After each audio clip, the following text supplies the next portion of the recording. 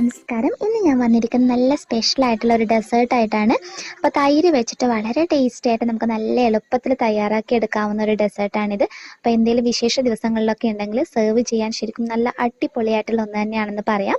അപ്പോൾ എല്ലാവരും തീർച്ചയായും ട്രൈ ചെയ്ത് നോക്കുക. പിന്നെ ഞാൻ എപ്പോഴും പറയുന്നത് പോലെ ഈ ചാനൽ ആരെങ്കിലും പുതിയതായിട്ട് കാണുന്നുണ്ടെങ്കിൽ നിങ്ങൾക്ക് എൻ്റെ റെസിപ്പീസ് ഇഷ്ടപ്പെടുവാണെങ്കിൽ സബ്സ്ക്രൈബ് ചെയ്യാൻ മറക്കരുത്. സബ്സ്ക്രൈബ് ചെയ്യുമ്പോൾ അതിൻ്റെ തൊട്ടടുത്തായി കാണുന്ന ബെല്ലൈക്കൺ ക്ലിക്ക് ചെയ്യാനും അതിൻ്റെ കൂടെ ഓപ്പണായി വരുന്ന ബോക്സിൽ ഓൾ എന്ന് ടിക്ക് ചെയ്യാനും മറക്കരുത്. അപ്പോൾ നമുക്ക് വേഗം തന്നെ വീഡിയോയിലോട്ട് പോകാം. അപ്പോൾ തൈര് വെച്ചുള്ള ഈ റെസിപ്പി എങ്ങനെയാണ് ചെയ്തെടുക്കുന്നതെന്ന് നോക്കാം. അപ്പോൾ ഞാനിവിടെ എടുത്തിരിക്കുന്ന മിൽമയുടെ തൈരാണ്. ഇങ്ങനെയുള്ള ഇതിപ്പോൾ 200 ഗ്രാമിൻ്റെ ഒരു പാക്കാണ്. അങ്ങനെയുള്ള 2 പാക്കറ്റാണ് ഞാൻ ഇതിന് വേണ്ടിയിട്ട് ഉപയോഗിച്ചിട്ടുള്ളത്. അതിനുശേഷം ഒരു പാത്രത്തിൻ്റെ മുകൾ ഭാഗത്തായിട്ട് ഒന്നുകിൽ കോട്ടൺ തുണി വെച്ച് കൊടുക്കാം, അതല്ലെങ്കിൽ നിങ്ങൾക്ക് അരിപ്പ വെച്ചിട്ടും ചെയ്തെടുക്കാം. എന്നിട്ട് നമ്മൾ എടുത്തിരിക്കുന്ന 400 ഗ്രാം തൈര് ഈ തുണിയൊക്കെ അകത്തോട്ടേക്ക് ഒഴിച്ചു കൊടുക്കുക. എന്നിട്ട് ഈ തൈരിനകത്തുള്ള വെള്ളമൊക്കെ ശരിക്കും വാർന്നു പോകണം. അതിനുശേഷം നമ്മളിത് ഫ്രിഡ്ജിനകത്ത് വെക്കുക. ഒരു 6-7 മണിക്കൂറെങ്കിലും ഫ്രിഡ്ജിനകത്ത് വെക്കുക. അപ്പോഴത്തേക്ക് വെള്ളമൊക്കെ വാർന്നു പോയി നല്ല ക്രീമി ആയിട്ട് ഈ ഒരു പാകത്തിന് കിട്ടും. ഇതിപ്പോൾ ഞാൻ ഇന്നലെ രാത്രി വെച്ചിട്ടുണ്ടായിരുന്നതാണ്. ഇപ്പോഴത്തേക്ക് നല്ല സെറ്റായി കിട്ടിയിട്ടുണ്ട്.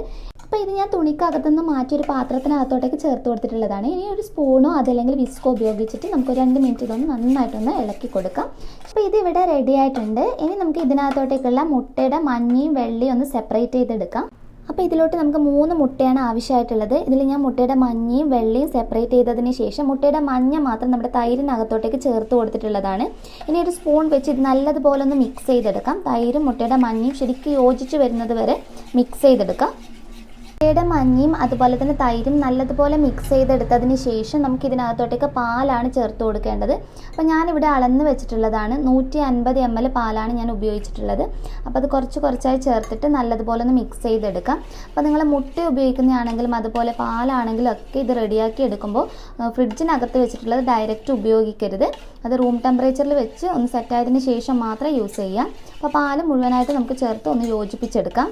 പാല് നല്ലതുപോലെ യോജിപ്പിച്ചെടുത്തതിന് ശേഷം ഇതിൻ്റെ മുകൾ ഭാഗത്തായിട്ട് ഒരു അരിപ്പ വെച്ച് കൊടുക്കാം.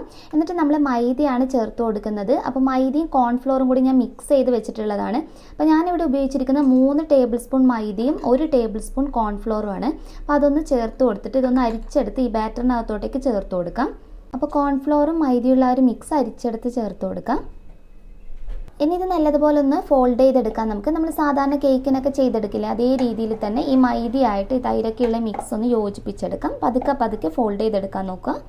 ഒന്ന് യോജിപ്പിച്ചെടുത്തതിന് ശേഷം ഇതിലോട്ടേക്ക് നമ്മൾ ചേർത്ത് കൊടുക്കുന്നത് 1 ടീസ്പൂണിനടുത്ത് ചെറുനാരങ്ങയുടെ നീരാണ്. അപ്പോൾ നമ്മൾ ഫ്ലേവറിന് വേണ്ടിയിട്ട് ഇതിനകത്ത് വാനില എസൻസ് അങ്ങനെയുള്ള കാര്യങ്ങളൊന്നും ഉപയോഗിക്കുന്നില്ല. ചെറുനാരങ്ങയുടെ നീരാണ് ചേർത്ത് കൊടുക്കുന്നത്.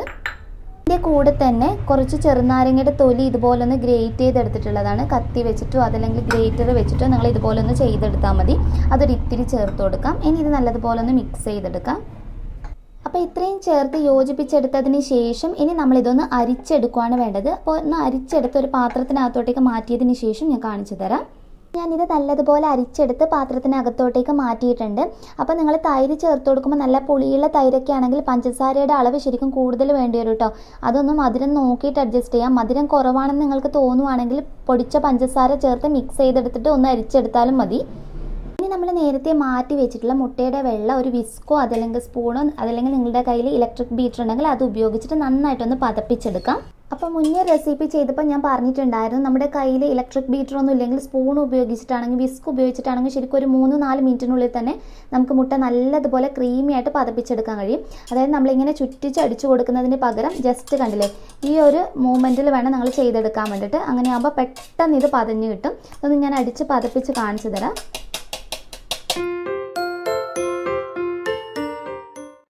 അതുപോലെ പതഞ്ഞു വരാൻ തുടങ്ങിയിട്ടുണ്ട്. ഈ ഒരു സമയത്ത് നമുക്ക് ഇതിനകത്തോട്ടേക്ക് പഞ്ചസാര ചേർത്ത് കൊടുക്കാം. നമ്മളിവിടെ പൊടിച്ച പഞ്ചസാരയാണ് ഇതിന് വേണ്ടിയിട്ട് ഉപയോഗിക്കുന്നത്. ഏകദേശം ഒരു 6-7 ടേബിൾ സ്പൂണിനടുത്ത് വേണം നമ്മൾ ചേർത്ത് കൊടുക്കാൻ വേണ്ടിയിട്ട്. അപ്പോൾ ഒരുമിച്ച് ചേർക്കരുത്. കുറച്ചായി ചേർത്തതിന് ശേഷം വിസ്കോ ബീറ്ററോ ഉപയോഗിച്ചിട്ട് നന്നായിട്ട് വീണ്ടും യോജിപ്പിച്ചെടുക്കാം. അപ്പോൾ മധുരത്തിനനുസരിച്ച് നിങ്ങൾക്ക് അളവിൽ മാറ്റം വരുത്താം കേട്ടോ. ഇതിപ്പോൾ അത്യാവശ്യം നല്ല മധുരം ഉണ്ടാകും. 7 ടേബിൾ സ്പൂണൊക്കെ ചേർക്കുമ്പോൾ തന്നെ നല്ല മധുരം ഉണ്ടാകും. അപ്പോൾ അത് നിങ്ങളുടെ ഇഷ്ടത്തിനനുസരിച്ച് അഡ്ജസ്റ്റ് ചെയ്ത് ചേർത്ത് കൊടുക്കാം. അപ്പോൾ മുട്ടയുടെ വെള്ളം ഞാൻ നല്ലതുപോലെ ഒന്ന് പതപ്പിച്ചെടുത്തിട്ടുണ്ട്. നിങ്ങൾക്ക് ഇലക്ട്രിക് ബീറ്റർ വെച്ചിട്ട് വേണമെങ്കിൽ ഇതിനേക്കാൾ കൂടുതൽ ക്രീമി ആയിട്ട് ചെയ്തെടുക്കാം കേട്ടോ. ഞാനിപ്പോൾ ഈ ഒരു സ്റ്റെപ്പ് വരെ ചെയ്തെടുക്കുന്നുള്ളൂ. ഇനി നമുക്കിതൊന്ന് നമ്മൾ നേരത്തെ റെഡിയാക്കി വെച്ച ബാറ്ററിനകത്തോട്ട് ചേർത്ത് മിക്സ് ചെയ്തെടുക്കാം. അപ്പോൾ നമ്മൾ പതപ്പിച്ചെടുത്തിട്ടുള്ള മുട്ടയുടെ വെള്ളം ഞാൻ ഇതിനകത്തോട്ടേക്ക് ചേർത്ത് കൊടുത്തിട്ടുണ്ട്. ഇനി പതുക്കെ ഒന്ന് ഫോൾഡ് ചെയ്തെടുക്കുക. ഒത്തിരി അങ്ങ് കുത്തി ഇളക്കി കൊടുക്കരുത്. പതുക്കെ ഒന്ന് ഫോൾഡ് ചെയ്ത് ഇതൊന്ന് യോജിപ്പിച്ചെടുക്കാം നമുക്ക്. ബാറ്റർ ഇവിടെ റെഡി ആയിട്ടുണ്ട്. ഇതിനെ ഒരു പാത്രത്തിനകത്തോട്ടേക്ക് ചേർത്ത് കൊടുക്കാം. അപ്പോൾ ഞാനിവിടെ ഇതുപോലുള്ള ഒരു സാധാരണ പാത്രമാണ് ഉപയോഗിക്കുന്നത്. നിങ്ങൾക്ക് വേണമെങ്കിൽ ബേക്കിംഗ് ട്രേ ഉപയോഗിക്കാം. ഇത് ഞാനൊന്ന് ബട്ടർ തേച്ച് ഗ്രീസ് ചെയ്തെടുത്തിട്ടുള്ളതാണ്. ഇനി നമ്മൾ റെഡിയാക്കി വെച്ചിട്ടുള്ള ബാറ്റർ ഇതിനകത്തോട്ടേക്ക് ചേർത്ത് കൊടുക്കാം. ചേർത്ത് കൊടുക്കുന്ന സമയത്ത് എപ്പോഴും ഏത് പാത്രമാണോ ഉപയോഗിക്കുന്നത് അതിൻ്റെ 1/4 ഭാഗം മാത്രം ചേർത്ത് കൊടുക്കുക കേട്ടോ. അതിനുശേഷം തറയിൽ വെച്ച് നല്ലതുപോലെ ഒന്ന് തട്ടിക്കൊടുക്കുക. ഇതിനകത്ത് എയർ ബബിൾസ് എന്തെങ്കിലും ഉണ്ടെങ്കിൽ അത് പോയി കിട്ടാൻ വേണ്ടിയിട്ടാണ് നമ്മളിങ്ങനെ ചെയ്യുന്നത്. ഇനി ഇതെങ്ങനെയാണ് കുക്ക് ചെയ്തെടുക്കുന്നതെന്ന് നോക്കാം. ഇനി ഇത് നമ്മൾ സ്റ്റീം ചെയ്തെടുക്കുകയാണ് ചെയ്യുന്നത്. അപ്പോൾ ഒരു പാത്രത്തിനകത്തോട്ടേക്ക് ആവശ്യത്തിന് വെള്ളം ഒഴിച്ചു കൊടുക്കുക. ഇത് നന്നായിട്ടൊന്ന് തിളച്ച് വരട്ടെ.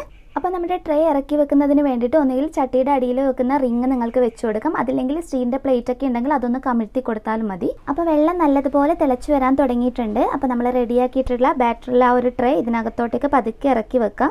ഇനി ഇത് അടച്ചു വെച്ചിട്ട് ഒരു 40 മിനിറ്റ് ലോ ടു മീഡിയം ഫ്ലെയിമിൽ ഇട്ടിട്ട് നമുക്ക് കുക്ക് ചെയ്തെടുക്കാം.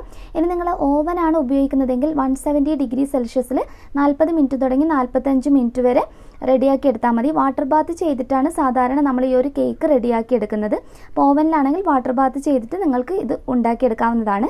അപ്പോൾ ഒരു 40 മിനിറ്റ് കഴിഞ്ഞിട്ടുണ്ട്. നമ്മുടെ കേക്ക് നല്ലതുപോലെ സെറ്റായി കിട്ടിയിട്ടുണ്ട്. ഞാനൊരു സ്റ്റിക്ക് വെച്ചിട്ടൊന്ന് കുത്തി കാണിച്ചു തരാം. കണ്ടില്ലേ, സ്റ്റിക്ക് നല്ല ക്ലിയർ ആയിട്ട് കിട്ടിയിട്ടുണ്ട്. ഇനി ഫ്ലെയിം ഓഫ് ചെയ്തിട്ടാണ് ഉള്ളത്. ഇനി ഇതൊന്ന് ചൂടാറട്ടെ. ചൂടാറിയതിന് ശേഷം ഞാനൊന്ന് കട്ട് ചെയ്ത് കാണിച്ചു തരാം. നല്ലതുപോലെ ചൂടാറി കിട്ടിയിട്ടുണ്ട്. ഇനി നമുക്കിത് പാത്രത്തിനകത്തു നിന്ന് മാറ്റാം. പാത്രത്തിനകത്ത് നിന്നൊന്ന് മാറ്റിയിട്ടുണ്ട്. നിങ്ങൾക്ക് കാണുമ്പോൾ തന്നെ മനസ്സിലാവുന്നുണ്ട് ഇത് വളരെ സോഫ്റ്റ് ആയിട്ടാണുള്ളത്. ശരിക്കും നമ്മൾ ഇതിന് മുന്നേ ബാപ്പാഡോയ് ചെയ്തിട്ടുണ്ടായിരുന്നു, ബംഗാളിൻ്റെ ഒരു ട്രഡീഷണൽ ഡെസേർട്ട്. അതൊക്കെ പോലെ ശരിക്കും വളരെയധികം സോഫ്റ്റ് ആയിട്ടുള്ള ഒന്നാണ്. അപ്പോൾ കട്ട് ചെയ്യുമ്പോൾ നിങ്ങൾക്ക് ഒന്നുകൂടി മനസ്സിലാകും. പിന്നെ ഇതിൻ്റെ മുകൾ ഭാഗം നിങ്ങൾക്ക് ഇഷ്ടമുള്ളതുപോലെ ഗാർണിഷ് ചെയ്തെടുക്കാം കേട്ടോ. പഞ്ചസാര പൊടിച്ചത് വെതറിയിട്ട് വേണം ഗാർണിഷ് ചെയ്യാം. അതല്ലെങ്കിൽ ഞാനിപ്പോൾ സെർവ് ചെയ്യുന്ന സമയത്ത് കുറച്ച് ബട്ടറാണ് ഇതിൻ്റെ മുകൾ ഭാഗത്തായിട്ട് സ്പ്രെഡ് ചെയ്ത് കൊടുക്കുന്നത്. അപ്പോൾ അതിൻ്റെ ടേസ്റ്റ് ഒന്ന് സ്പെഷ്യലാണ്. അതുപോലെ എനിക്ക് ഇഷ്ടമുള്ള എന്ത് വേണമെങ്കിലും ഇതിൻ്റെ മുകൾ ഭാഗത്ത് സ്പ്രെഡ് ചെയ്ത്, ഇപ്പോൾ ജാമൊക്കെ സ്പ്രെഡ് ചെയ്ത് സെർവ് ചെയ്യാറുണ്ട്. അപ്പോൾ അങ്ങനെ വേണമെങ്കിൽ ചെയ്യാം. അതല്ലെങ്കിൽ ഞാനിപ്പോൾ ചെയ്യുന്നത് പോലെ ബട്ടർ ഒന്ന് സ്പ്രെഡ് ചെയ്ത് കൊടുക്കാം. വേണമെങ്കിൽ പഞ്ചസാര പൊടിച്ചിട്ടൊന്ന് തൂക്കി കൊടുക്കാം.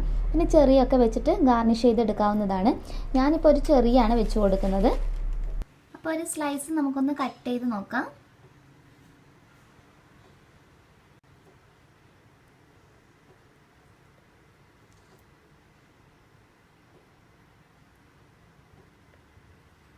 അപ്പോൾ ഇതിൻ്റെ മുകൾ ഭാഗത്ത് ഞാനൊരു ഇത്തിരി പിസ്ത വെച്ച് കൂടി ഗാർണിഷ് ചെയ്തിട്ടുണ്ട്. അപ്പോൾ അതൊക്കെ നിങ്ങളുടെ ഇഷ്ടത്തിനനുസരിച്ച് ചെയ്തെടുക്കാം.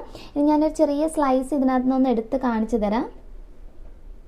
അപ്പോൾ എല്ലാവരും തീർച്ചയായും ട്രൈ ചെയ്ത് നോക്കിയിട്ട് നിങ്ങളുടെ അഭിപ്രായം അറിയിക്കാൻ മറക്കരുത്. നെക്സ്റ്റ് വീഡിയോയിൽ ഇനി നല്ലൊരു വെറൈറ്റി ഡിഷായി കാണാം. അതുവരെ ടേക്ക് കെയർ. Bye bye.